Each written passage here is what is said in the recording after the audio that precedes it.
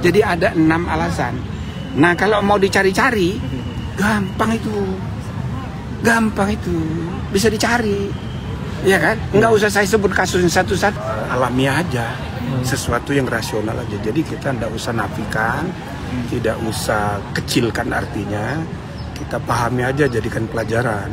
Bahwa ada kelompok-kelompok yang sedang marah kepada keadaan, termasuk para mantan jenderal yang tentu mereka itu bukan karena pertimbangan materialitas, bukan juga karena pertimbangan teknis politik kekuasaan, tapi itu ekspresi dari idealisme bernegara. Maka kita harus hormati, ya kan? Ya sudah, itu. Dan dia sudah salurkan dengan baik ke DPR, berkirim surat. Jadi kita hormati gitu. Nah, tetapi kita sudah punya kesepakatan mengenai tata cara mengekspresikan atau tata cara untuk memakzulkan presiden dan wakil presiden. Nah, itu namanya mekanisme impeachment, sudah diatur di konstitusi. Itu loh. Caranya itu pertama ada alasannya, kedua ada proses proseduralnya. Nah kalau alasannya sebenarnya kalau konkretnya mau dicari-cari gampang. Ada 6 yang bisa dijadikan alasan. Pertama karena berkhianat pada negara, yang kedua karena korupsi, yang ketiga karena terima suap, yang keempat kalau dia melakukan tindak pidana berat lainnya. Apa tuh? Iya, segala macam tindak pidana yang diancam dengan hukuman di atas 5 tahun itu masuk kategori tindak pidana berat semua. Jadi ada 4 kemungkinan alasan hukum. Lalu ada alasan yang kelima, perbuatan tercela. Kalau terbukti ada perbuatan tercela yang dilakukan oleh seorang presiden atau seorang wakil presiden, itu bisa jadi alasan juga. Yang terakhir itu alasan administrasi, kalau dia meninggal, dia mengundurkan diri, atau dia ternyata tidak memenuhi syarat lagi sebagai presiden atau calon wakil presiden, nah, dia bisa diberhentikan. Jadi ada 6 alasan. Nah kalau mau dicari-cari, gampang itu, bisa dicari. Ya kan? Nggak usah saya sebut kasusnya satu-satu, banyak sekali. Ya kan?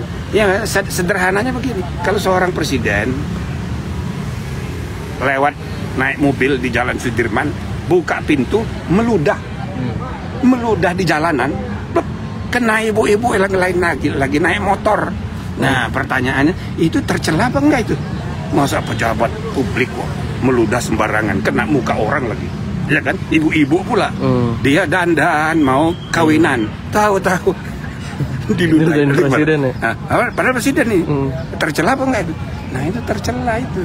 Jadi untuk alasan mudah dibuktikan. Nah itu tempat membuktikan di MK.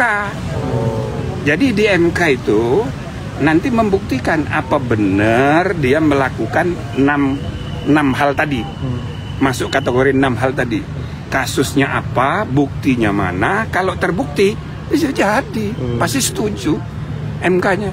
Apalagi MK itu ada 5 kewenangan, 2 yang belum, 3 yang sudah banyak. Judicial review, perselisihan hasil pemilu, sengketa lembaga negara, itu sudah banyak. Tapi 2 belum, pembubaran partai sama impeachment. Ya pasti senang tuh 9 orang kalau ada kasusnya. Itu loh. Oh berarti dalam hal ini Prof mendorong gitu selain buat ya, bukan DPR, mendorong. Saya mau menjelaskan prosedurnya kayak begitu. Gampang. Gitu loh. Ini semangat sekali nih ya. Oke. Nah tapi ada tapinya. Ayo mesti denger nih. Biar nggak terlalu semangat. Nah, prosedurnya bagaimana? Prosedurnya itu harus mulai dari DPR. DPR lah yang harus memutuskan lebih dulu tuntutannya, baru dibawa ke MK. Nanti kalau sudah diputuskan MK, dibawa lagi ke MPR, diajukan oleh DPR. Nah, jadi langkah pertama harus beres dulu di DPR.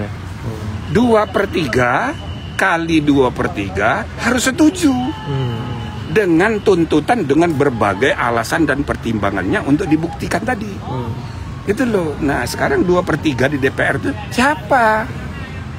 Kim Plus apa mau? Jadi jangan tanya, jangan tanyanya kepada Kim Plus, koalisi permanen. Yang ketuanya adalah Ketua Umum Partai Gerindra. Yang Ketua Umum Partai Gerindra itu adalah Presiden Republik Indonesia. Jadi kalau ada orang mau mempersoalkan wakilnya, gampang itu, tapi tanya dulu dia. Iya kan? Nah ini kan belum apa-apa, dari Golkar aja bilang lah nggak ada kasus kok. Iya, nggak ada persoalan. Nah, jadi kira-kira seandainya dari Partai Gerindra, kalau ditanya diem aja dia, netral, itu berarti ada apa-apanya itu, gitu kan? Tapi saya rasa karena yang memilih wakil presiden itu adalah Ketua Umum Gerindra sebagai calon presiden, yang memilih Gibran itu dia, ya kan? Saya rasa dia akan melindungi wakil presiden, gitu loh, ya kan? Apalagi wakil presiden ini putra dari mantan presiden ketika dia menjadi anggota kabinetnya. Jadi dengan semangat Presiden Prabowo untuk merangkul semua mantan-mantan, saya rasa itu tidak mungkin. Tidak mungkin Partai Gerindra dan begitu juga partai-partai koalisi itu akan mengambil inisiatif mencapai angka 2/3 itu. Gitu loh. Jadi ini supaya apa? Supaya ya kita fair ya. Kita melihat situasinya itu kayaknya ya ini hanya ribut-ribut aja gitu loh, hanya ekspresi kemarahan aja, tapi realisasinya rasanya nggak mungkin. Download Tribun X sekarang, menghadirkan lokal menjadi Indonesia.